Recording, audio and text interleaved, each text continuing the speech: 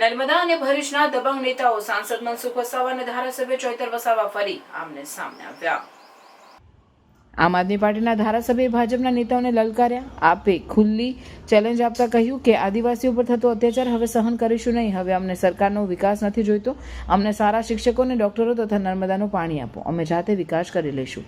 એ ઉપરાંત નર્મદા જિલ્લા પંચાયત અને તમામ તાલુકા પંચાયતો હાલ જ્યારે ભાજપા પાસે છે, ત્યારે ચૈતર વસાવાએ કાયરોને તાલુકા પંચાયત અને જિલ્લા પંચાયતની તમામ બેઠકો પર ચૂંટણી લડવા તૈયાર થઈ જવાની હાકલ કરી હતી અને જણાવ્યું કે આદિવાસીઓની પ્રભુત્વવાળી તમામ 44 બેઠકો પર આદિવાસીઓ એક થઈ જાય તો ભાજપના સુપડા સાફ થઈ જાય। ક્રાંતિની શરૂઆત ડેડિયાપાડાના લોકોએ કરી છે અને આ ક્રાંતિ હવે આદિવાસી વિસ્તારમાં પહોંચશે એમ જણાવી કાર્યકર્તાઓમાં જોશ મૂકવાનું કામ કર્યું।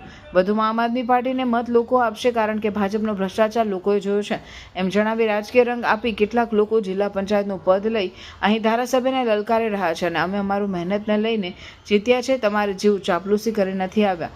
જે દિવસે અમારો અને તમારો સામનો થાય તે દિવસે તમારી શાન પણ ઠેકાણે પાડી દઈશું, એ દિવસો પણ દૂર નથી। જોકે સાંસદ મનસુખ વસાવાએ પણ મીડિયા સમક્ષ પ્રતિક્રિયા આપતા ડેડિયાપાડાના ધારાસભ્ય ચૈતર વસાવાને સણસણતો જવાબ આપતા જણાવ્યું કે વિરોધ પક્ષમાં રહીને ટીકા ટિપ્પણી કરે ત્યાં સુધી ઠીક છે, પણ ભાજપ સંગઠનને ચૈતરે લલકાર્યું એ ખોટું છે। ભાજપ સંગઠનને દુનિયાની કોઈ તાકાત ન લલકારી શકે। દેશમાં ભાજપનું સંગઠન સૌથી મોટું સંગઠન છે, એની સામે આપ કંઈ જ નથી। અમારા ભાજપના શાસનમાં જે વિકાસ થયો છે એવો કોઈ પણ પક્ષના શાસનમાં વિકાસ નથી થયા। નર્મદામાં સ્થાનિક સ્વરાજ્યની જે ચૂંટણીઓ આવી રહી છે, જે માટે હવે તમામ પક્ષ આક્ષેપ કરી રહ્યા છે, જેમનું કામ છે, પણ બધા જાણે છે કે તાલુકા પંચાયત અને જિલ્લા પંચાયતની તમામ બેઠકો ભાજપા પાસે છે, જે અમે જીતીશું। ચૈતર વસાવા મર્યાદામાં બોલે તો સારું, જે સીએમ અને ભાજપના મંત્રીઓને લલકારે છે એ વધુ પડતું છે। ચાપલુસી કરીને કોણ નેતા બન્યા છે એ આવનારો સમય બતાવશે। સાંસદે આપના કાર્યકરોને પાણીના પરપોટા જેવા જણાવ્યું હતું કે આ લોકો પાણીના પરપોટા જેવા છે, આ બધા જેમ નદીમાં વહેણ આવે અને પરપોટા નીકળે એ રીતના બધા પરપોટા છે। આજે આમ આદમી પાર્ટીની દેશમાં શું સ્થિતિ છે એ બધા જાણે છે। આવનાર દિવસોમાં આમ આદમી પાર્ટી આખા દેશમાં જીરું થઈ જવાની છે એમ જણાવી આકરા પ્રહારો કરતા ફરી એકવાર ભરૂચ નર્મદાનું રાજકારણ ગરમાયું છે।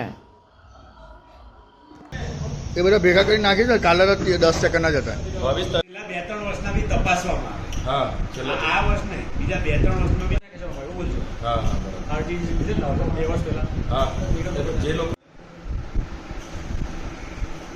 તો એની પણ તપાસ ના એટલે આજે અમારે સાપુતારા સ્ટેચ્યુ ઓફ યુનિટીના રોડની એમણે ચર્ચા કરી।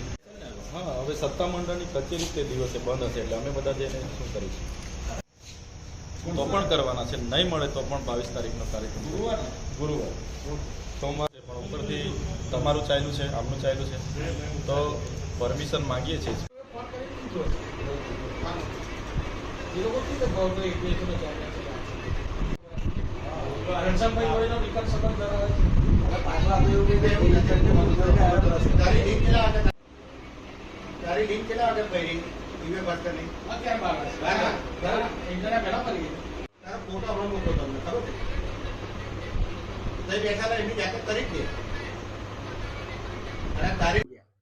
और नेशनल लेवलનું સંગઠન હોય, સ્ટેટ લેવલનું હોય કે જિલ્લા કક્ષાનું સંગઠન હોય, ખૂબ મંથન પછી પાર્ટી એ જવાબદારી સોંપતી હોય છે।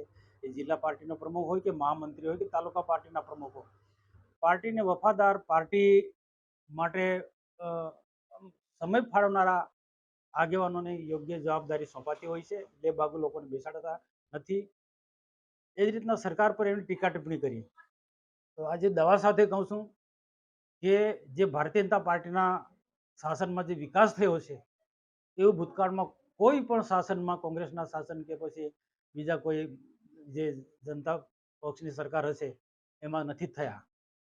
આજે વિશ્વાસની સાથે કહીએ છીએ, અંદરના જે રોડ રસ્તાના પાણીના પ્રશ્નો હોય, સિંચાઈના પાણીના પ્રશ્નો હોય કે શિક્ષણને લગતા પ્રશ્નો હોય, આજે ભાજપના શાસનમાં જે થયા છે એ આંખે ઓળગે એવા કામો થયા છે। હા, ક્યાંક શિક્ષકોની ઘટ છે, ક્યાંક હોસ્પિટલમાં ડૉક્ટરની ઘટ છે, એ સ્વાભાવિક છે। એના માટે સમય પર અમે જ્યાં રજૂઆત કરવાની હોય ત્યાં કરીએ છીએ, પણ આજે ઇન્ટેલ ગામો વિસ્તારોની અંદર, તાલુકાની અંદર ડૉક્ટરો નથી આવતા, છતાં સરકાર પ્રયત્ન કરે છે।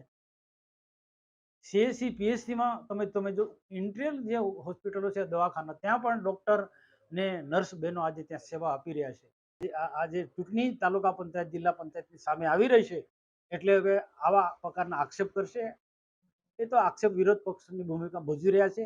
એમાં મારે ઝાઝું કહેવું નથી, પણ મર્યાદામાં બોલે તો સારું. આજે સીએમને લલકારે છે, મુખ્યમંત્રીને લલકારે છે, ભાજપના મંત્રીઓને લલકારે છે, ભાજપના સાંસદોને લલકારે છે. એ વધુ પડતું છે.